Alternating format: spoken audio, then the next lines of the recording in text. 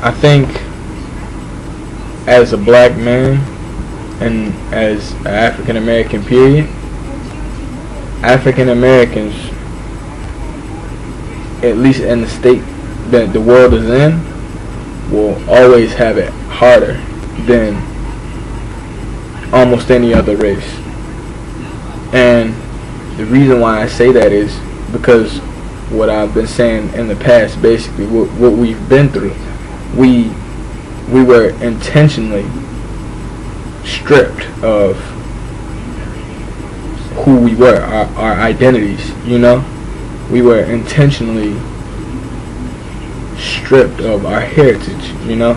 And it's not in the record book. It's not in, we're not taught our heritage in grade school or in, and not even in high school, you know. I know the high school I went to, I didn't hear anything about African American history, really, you know. Not in the classrooms. I learned mostly about European history,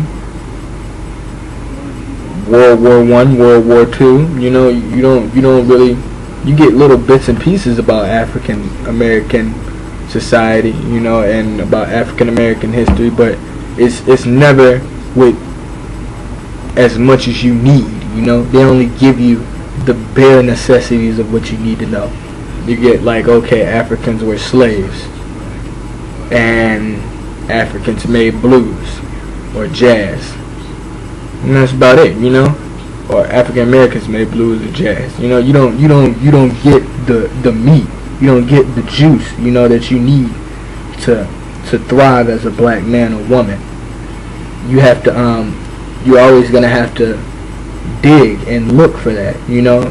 You're gonna have to go out and find it, where other races like European races, you know, they got classes to do that, you know. All they have to do is go to class, go to school every day, and they'll know their history, you know, because that's what's written in our books is European history, basically. That's all it is. And as long as they have that, they'll always have an advantage,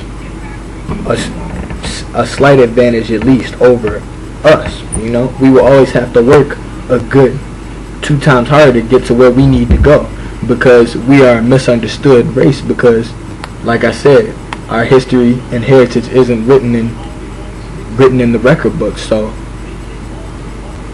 we may do things, we may act a certain way, and other people won't understand, you know. Only we'll understand. And sometimes we don't even understand why we act a certain way. We don't know the true meanings of why we do certain things, of why we have the hairstyles we have, or why we tend to name our kids all of these different names, you know. And it's because mainly they're all based off Africa, and we just don't know it, you know. And if we don't know it, then how are they gonna know it? How's anybody else gonna know?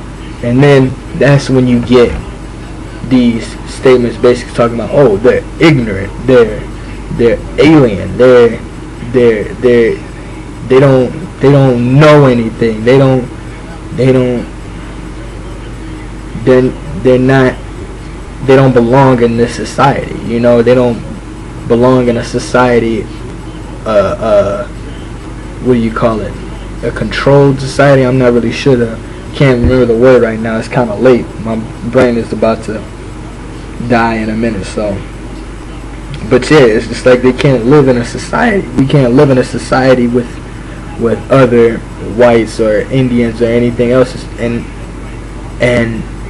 that's what they start to say, because they don't understand that we can't say anything to prove them wrong, because we don't know, you know. We don't know any better, because we don't know who we are. And that's where they're always going to have an upper hand. They're always going to have an upper hand in that, because they won't willingly give us, just let her give us that knowledge. We have to go look for it. And I think that's just a part of being black, just, you know, living a harder life. So if you black out there, you're living a hard life, or you feel that you don't need you don't deserve this hard life, better get used to it, you know, because that's just the way it's got to be. You got to get yourself together first before things get any easier, you know.